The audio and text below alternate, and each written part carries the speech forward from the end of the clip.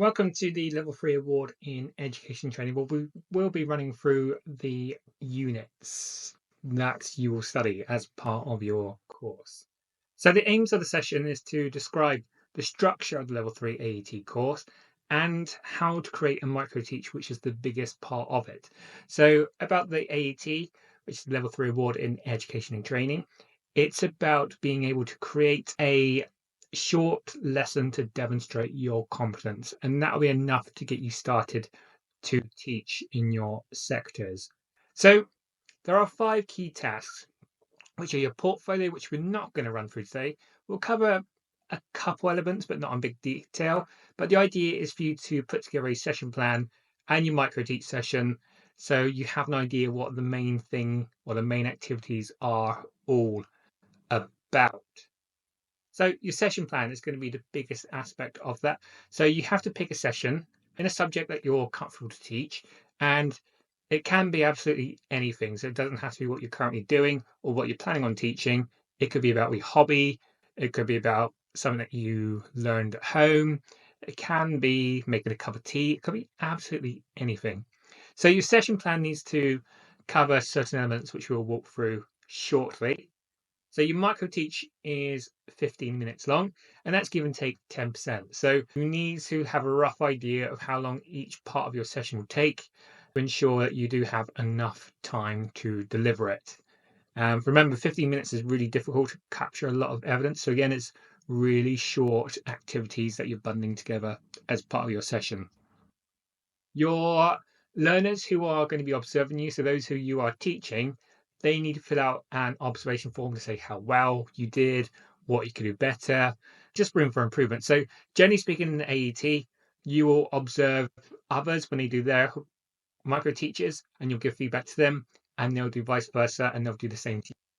This is the teaching cycle, which is the structure of the way that we teach. So it's all about how we identify learning needs. So from the induction process all the way through to you carrying out your session and then reviewing on your session. So we'll go through these different stages as part of this course. So the idea here is AET will go through every element in a lot of detail. And this is sort of the whole structure of how you design and how you deliver your training and how you make improvements further down the line. Now, within the AET, there's a lot of reference about individual learning needs, and these needs can be absolutely anything. So, what is personal to you? What are potential barriers to your learning? So, it can be myself being a parent, being able to get away and come back in time to pick up my children from school, which is quite difficult. So, that's a need to me. It could be financial need. We can't afford to go to a venue, or we have doctor's appointments which we need to fit in. But overall, a lot of focus is on the learning styles. And everyone has different learning styles. They change over time. Now, what you've got here is imagine you're going to IKEA, you're buying some flat pack furniture, you brought it back to your house. What do you do? How do you put it together? What is your process of being able to put the bed together in this instance correctly? Some people just crack on and do it. Others take time reading instructions. Others might go onto YouTube. So there are lots of different ways of doing so, and everyone's different. So when it comes to our teaching, we want to adapt our teaching styles to cater for these different learning needs. And the best way of getting around that is to have lots of different activities that cover different needs throughout. So everyone is sort of meeting their own personal styles throughout. Once we've identified people's individual needs, we can then design our teaching and learning because of that. And our session plans, for example, we can identify that our learners are going to be visual, auditory, reading and writing, kinesthetic. So our micro teach sessions can be able to be adaptable to meet those different needs within your session. So your micro teach session, the word micro teach is more of a shortened session. So it's actually quite difficult because within a typical session, you have a lot of time to plan, to go around and support all your learners. But your micro teach session is you have to condense it all into 15 minutes. So you don't actually have much opportunity and much time to go into too much detail. You just have to keep it really simple and ensure that you have an assessment and a learning point in there as well, which we'll cover. So the aims of this sort of short micro teach is to list one aim. So what is an aim? What is the learning outcome? to describe an assessment criteria, to identify one tutor and one learner activity, and to summarize 3 different resources you can use in your subject or in your microteach. So here is an idea of a session plan. So this is the session plan you'll get, and it's split down into several different sections, and we'll walk through how you fill this out. So aims of the session. So we're going to use first aid for our example. So the idea with a simple first aid scenario, we can't go into too much detail, so I've only got 15 minutes. So we're going to develop the skills, knowledge and understanding of how to carry out CPR and CPR only. So if you're familiar with CPR, we're not going to talk about the primary survey. We're not going to talk about the recovery position because I do not have time to go through it all in 15 minutes. So you need to be realistic of what you can achieve in that time. So you also go through several questions we get asked commonly. It's like, how long is your session going to be? You've got 15 minutes. That's sort of your aim. You don't want it too short, but if you go over, you sort of want to be able to wrap it up quite quickly to ensure, imagine you're in class and the bell goes, you have to stop somewhere. Other common questions is what do you do if you change your mind about what you're going to deliver? Honestly, we advise just pick something and just stick with it. That's going to be your best sweat. Equipment and resources you can use. So think about delivery. If you're doing it online, then you have to think about how you're going to distribute that information and those resources. Can learners access those resources at home? If you're in the classroom, it gives you a bit more flexibility. So it all depends on what you're teaching and where you are. The amount of people you'll be delivering to is generally between 4 and 8, although it depends on your class. You might have more, you might have no less than 4. So 4 to 12 is generally the sweet spot, but generally 4 to 8 is normally the typical class size. Learning preferences, honestly, you won't know because it's a mixture of different people. We're not going to be sharing learning preferences or learning needs because of data protection. So in this case, you'll be looking to teach to a variety of different learning styles so you cover all different learning needs. Now, can you find out if in advance if learners have prior knowledge? And if you get to know the learners, you'll understand. But again, you're going to have these challenges in your class anyway. So you need to think about activities that are the most basic for those who don't understand, and how you're going to entertain those who have more knowledge or more experience. How are we going to challenge them and keep them interested? So you need a variety of different activities to engage all kinds of learners. Will you have internet access? So you can use the internet. Again, you've got 15 minutes, again with a video clip as well. How long are you going to have in that 15 minutes to show a video clip or to go on the internet to find out? You just have to be very careful with how you approach your timings. So the structure to any microteach session is a beginning, a middle, and end. It's quite straightforward. So to begin with, you're probably going to want to introduce yourself, your topic, and what your goals for the session. It doesn't need to be too complicated. You can ask learners what their previous knowledge is, but you don't need to go much further than that. You don't really have time for an icebreaker. You don't have time to establish ground rules, but you want to encourage your learners to ask questions, because questioning is a form of assessment, and assessments is what we need.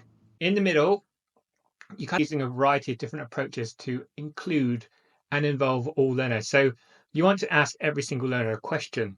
You want all your learners to get involved in the session at some point, but you always want to go back to recapping regular to reinforce key points of your session. So it's about teaching, but it's all about assessment as well. So unless you assess, you don't know if your teaching is actually working. So repetition is always good, and that helps you to check whether learning has taken place. So it can be you're just asking a question and learners nodding their head. That's some form of assessment. And then recap your aim and check your learners that have achieved the objectives. So we'll go into goal setting in a minute, but a general aim is a short quiz, is a good way at the end, and a really quick way and an easy way of you to establish whether your learners have actually learned anything in your session. But always ask your learners to ask questions at the end as well. So the aim of the session was to develop the skills, the knowledge and understanding to carry out CPR. So that's sort of our sole aim of this sort of short micro teach or our session planning activity. So CPR is the goal here. So learning outcomes are what you want your learners to achieve at the end of your session. And that should always be sort of the focus of your activities and the part of your plan. So learning outcomes should be short, simple, and relate to the topic. Try to avoid having several learning objectives together as it makes it more difficult. And don't use the words, understand, because how do we know if people have understood? So we need to be quite clear within that. So use action verbs that are measurable. So in our situation, it's going to be demonstrate, so demonstrating CPR. But can I let it explain? Can I list the stages of CPR? Can they outline the role? So again, these verbs are, well, they allow us to measure whether learners have met the assessment requirement. So the learning outcome here is going to be demonstrating CPR. So there's no sort of knowledge within that. It's how do they carry out CPR, and do they demonstrate it in the right way? That's the only thing we are checking. So as you can see here, we've moved the demonstrate CPR to the assessment criteria within your session plan. So it should all really focus around that topic. So we have sort of moved on into how to fill out this session plan. So with the assessment criteria, we've got our demonstrating CPR. Now, the tutor and learner activities. So they will both be doing something. So your tutor will be doing something and your learner will be doing something. Generally speaking, they'll be doing the polar opposites, but never ever leave parts blank, because again, when the tutors are teaching, your learners are just not doing nothing. They are doing something. So think about what they're actually doing. So in this case, when we're demonstrating CPR, the tutor's actually not doing anything other than observing your learners, whereas the learners are performing CPR. Think about the resources you're going to use and the timings involved within that. So just by guessing, I've given myself 5 minutes to observe our learners carrying out CPR. But you'll tweak your timings accordingly. So once you realize what you're actually doing, you can think about what resources you're going to use. So we decided we're going to use a first aid mannequin, which is going to allow our learners to practice on. And we're going to use a stereo as well to help them to guide their timing when it comes to how many chest compressions they need to carry out. So what we have done here is that we've moved on and we have created a follow-up activity for our CPR. So not only are our learners going to carry out CPR, we're also going to conclude with a quiz as well. So what we've done here, the assessment criteria is still demonstrating CPR. I haven't sort of moved away from that, but the teacher is going to be issuing a quiz and the learner is going to answer questions. So the assessment activity here is just a quiz, and this could be a verbal quiz, so the teacher's giving out the questions, or it can be for those who prefer reading and writing, so that you could give them a question paper. So it's completely up to you how you do so. But remember the beginning, the middle, the end. So before we jump straight into CPR as the assessment, we also probably want to talk about CPR, demonstrate CPR, explain what CPR actually is. So imagine your audience doesn't really know. And the idea is that we are teaching our learners what they need to do.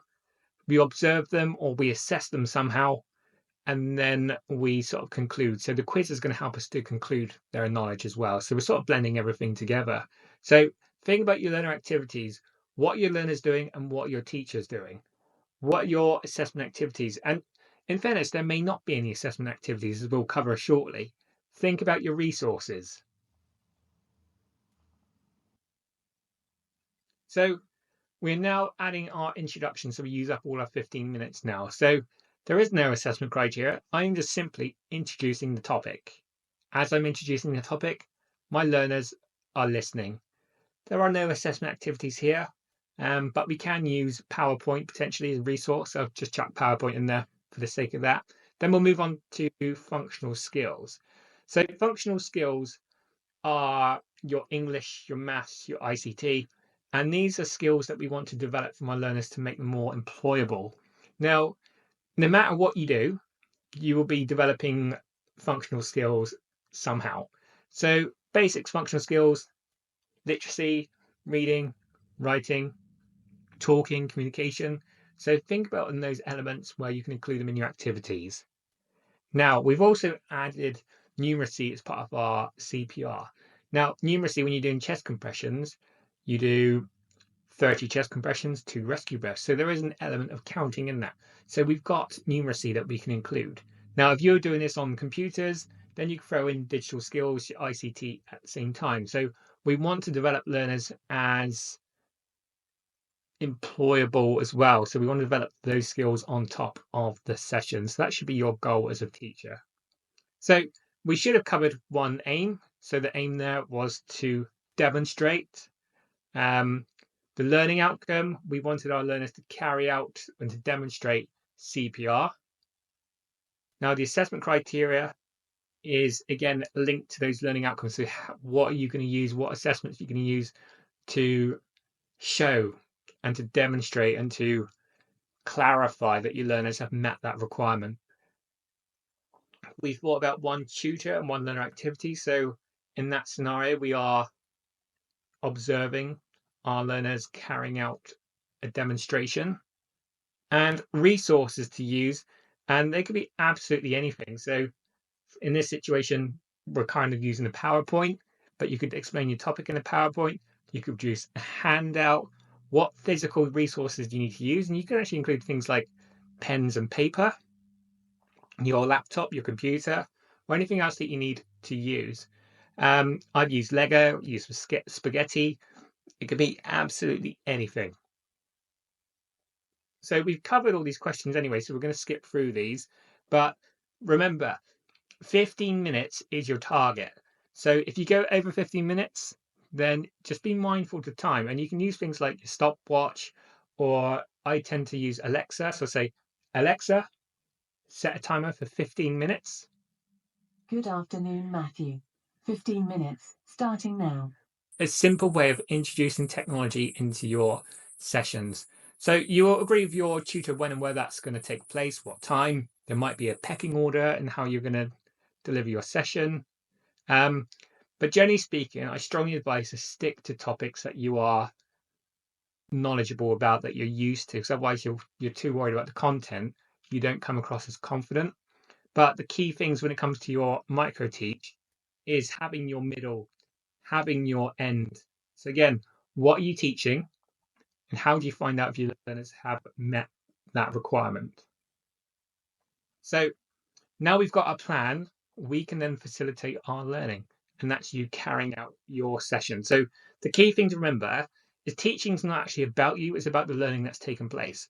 So it doesn't matter how good you are, presenting, unless your learners actually pick up something new, they learn about it, retain it, it doesn't actually matter. So think about the teaching is about the learning rather than the teaching element. So this is why assessments are critical, because we don't know if someone's learned anything if we don't assess them in the first place. But the number one mistake is taking too much time teaching and not giving learners enough time to practice and demonstrate their learning. Now, I've seen lots of micro teachers where people just read off your PowerPoint for 12, 13 minutes and just cram in a quick assessment.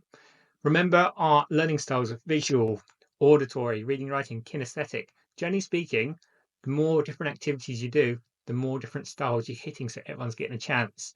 So make sure you're not spending too much time going through the theoretical side of it, but actually briefly introduce it, then get them to do something. That's sort of the secret of a successful micro teach.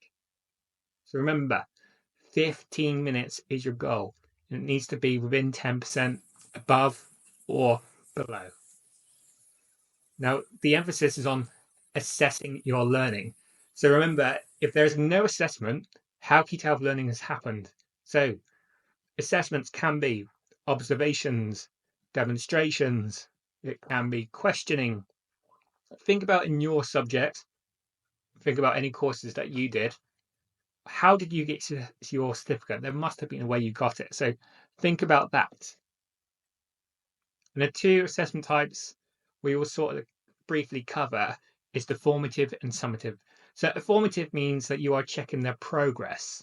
So in regards to your micro teach session, we are basically just checking your progress of how you're getting on. And your session should be very, very similar.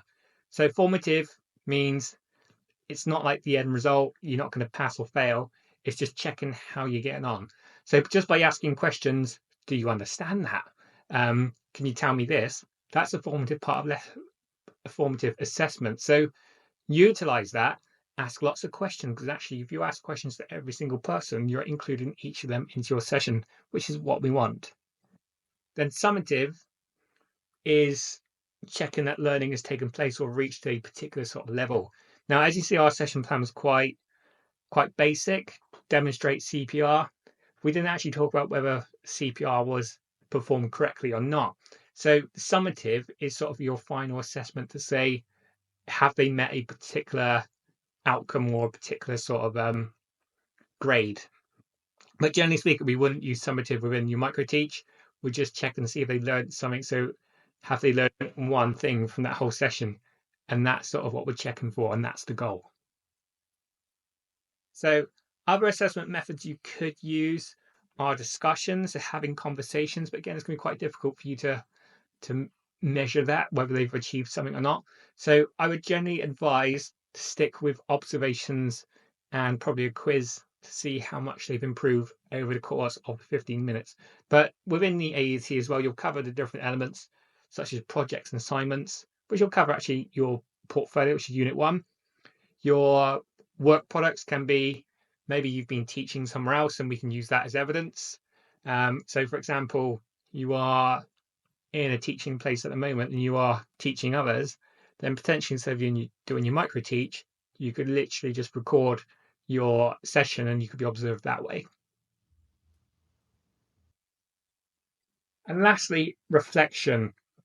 So with teaching, you kind of need to start to try new things. And unless you try them, and unless you reflect whether they were successful or not, you don't know whether to use them later on. So be prepared to try stuff. If you mess things up, and I still mess things up, you learn from it. And unless you try it, you're never going to know what works and what doesn't. So don't be afraid to try stuff. So from Anne Gravels, she recommended experience, describe, analyze it, and revise. So what happened, what went well, what didn't go so well, and what can you change to make it better next time? So to sum up, we're going to wrap it all up now. We haven't covered the portfolio, because again, that's going to be the theoretical side, going into the teaching cycle in a lot more detail. Your session plan, we've kept it really brief but straightforward. Your micro teach, we covered what's involved in that. And you are also, at the end of your micro teach, you'll reflect yourself. What did you do well? What didn't you do well? And you'll be given loads of questions about your own performance. What do you think could be better? And it's all about that continuous improvement, going back to that teaching cycle. And then the last task you'll have to do is peer observation, where you will observe others. You'll give them feedback on their sessions. They'll give you feedback on yours. And that's how the AET is assessed.